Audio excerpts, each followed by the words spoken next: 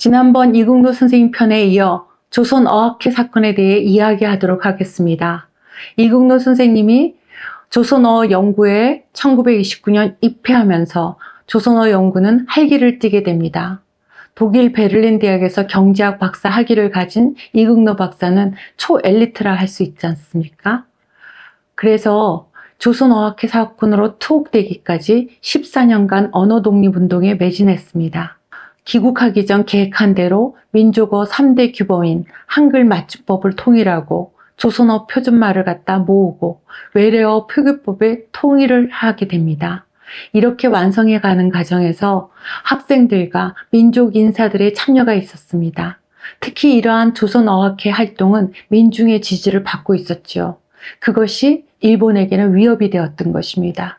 그래서 1942년 조선어 사전 편찬을 눈앞에 두고 있었습니다. 바로 그때 조선어학회 사건이 터진 것입니다. 발단은 아주 어이없는 일이었습니다. 일본 순사가 발견한 여학생의 일기장이었습니다. 여학생의 일기장에는 오늘 국어를 한마디 했다가 선생님께 꾸중을 들었다 였습니다. 당시 국어는 일본어였습니다. 일본어만 사용하기를 강요하던 시절 일본말을 썼다고 혼낸 선생님은 정태진이었습니다. 정태진은 그 학교를 그만두고 서울에서 조선어학회 사전편찬위원회 위원으로 일하고 있었습니다. 정태진을 반제국주의자로 연행하고 조선어학회를 급습하여 사무실을 수색해 사전편찬 원고를 압수했습니다. 그리고 간부 33명을 체포했습니다. 이것이 조선어학회 사건입니다. 일제는 조선을 강탈한 초기부터 일본어를 보급하여 조선인을 일본인으로 만들고자 했습니다. 그것이 바로 내선 일체 정책의 일환입니다. 1938년에는 조선어 교과목을 학교에서 폐지하고 일본어만을 사용하도록 강제했습니다. 그리고 1940년에는 조선어 밥지와 간행물을 폐간하고 그리고 창씨 개명하기를 강요했습니다. 그런데 이러한 일본의 정책을 따르지 않는 단체가 바로 조선어학회였기에 조선어학회를 반드시 없애야만 했습니다. 일제는 훨씬 전부터 조선어학회를 민족주의 소굴로 여기고 감시하고 있었습니다. 이국노 선생은 평상시에도 좋은 조선말 놔두고 조선말 같지 않은 것을 함부로 쓰고 있던 점을 가장 경계할 일이라고 지적하였습니다. 그 조선말 같지 않은 것이 뭐겠습니까? 일본어였습니다.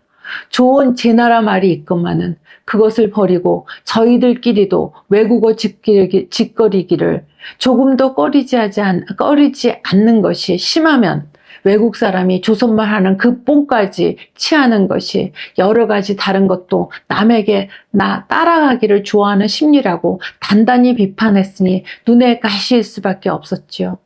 조선어학회와 조선어 편찬회를 진두지휘한 이국노 선생을 단단히 일본은 벼르고 있었습니다. 일제는 조선어학회를 표면상 문화운동의 가면 아래 조선 독립을 목적으로 하는 실력 배양 단체로 규정하고 대대적으로 검거하게 됩니다. 당시 사상사건을 도맡아 수사했던 홍원경찰서, 함경남도 경찰부, 고등과 형사들은 실적을 올리기 위해 고문과 날조를 일삼기로 유명했습니다. 함원경찰서로 끌려간 조선어학회 간부들을 끔찍하게 고문했습니다. 조선어학회 간사장이었던 이국노는 제일 극심한 고문을 당하게 됩니다. 3일 동안 물고문을 당해 첫날에는 2번, 둘째 날에는 3번, 셋째 날에는 2번, 모두 7차례나 기절하게 됩니다. 그리고 비행기 태우기라는 고문을 12차례나 감행해 초죽음으로 만들었습니다. 10명의 경찰이 조사했는데 그중 6명이 한국인이었습니다. 그들은 고문의 명수였고 인간 백정이라고 불렸습니다. 그중 가장 악명 높은 자가 안정묵과 김성묵이었습니다. 호랑이 형사로 이름난 안정묵의 일본 이름은 야수다 미노루였습니다. 야스다는 1933년 홍원경찰서 순사로 시작해 1940년에는 지금의 모범 공무원 표창장과 다를 바 없는 상을 받기도 했습니다.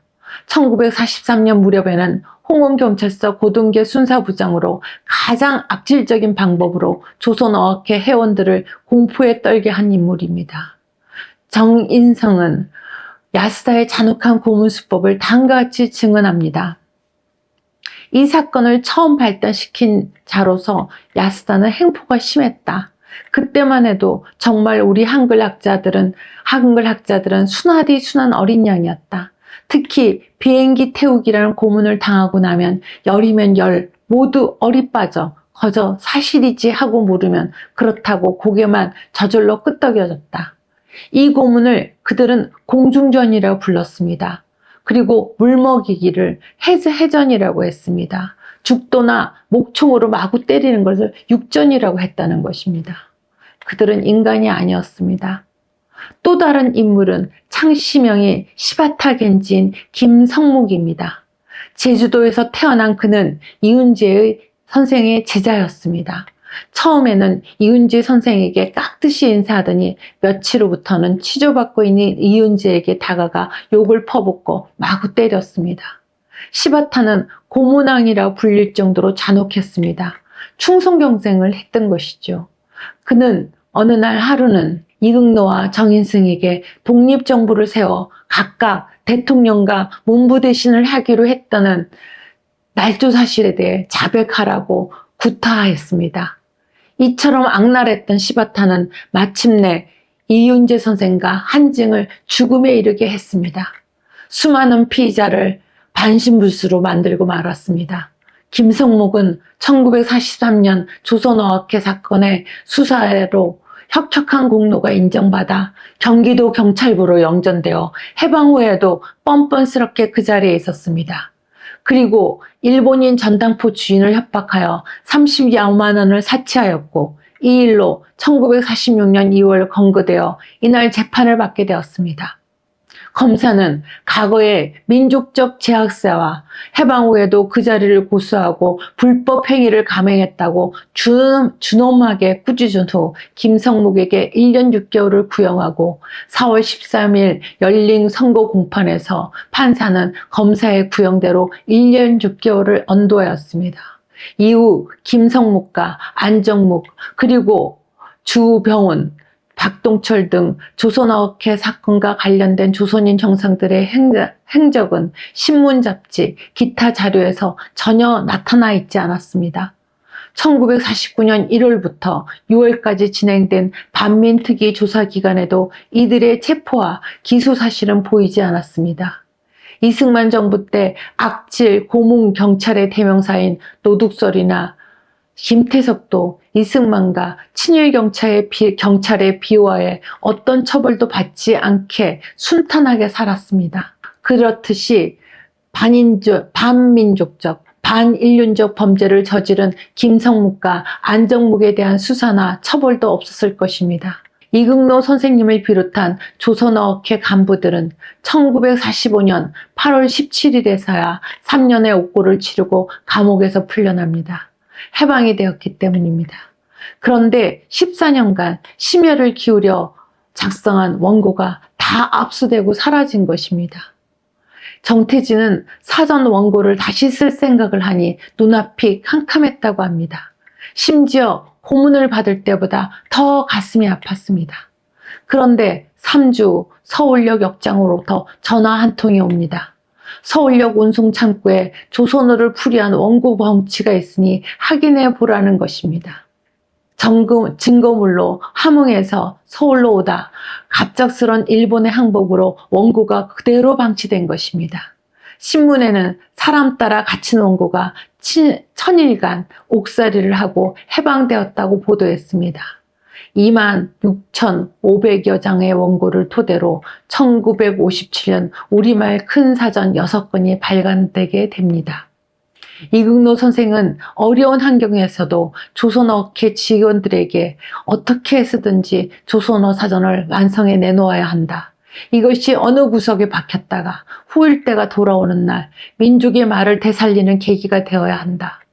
그렇지 않으면 우리말과 조선의 호는 영원히 말살되고 마는 운명에 이를지도 모를 일이다. 끝까지 고생을 하고 참고 일할 수밖에 없다라고 독려했습니다. 그 말대로 실현되었습니다. 이것이 우리가 한글을 아끼고 사랑해야 하는 이유이기도 합니다. 이춘의 세상만사 여기까지입니다. 감사합니다.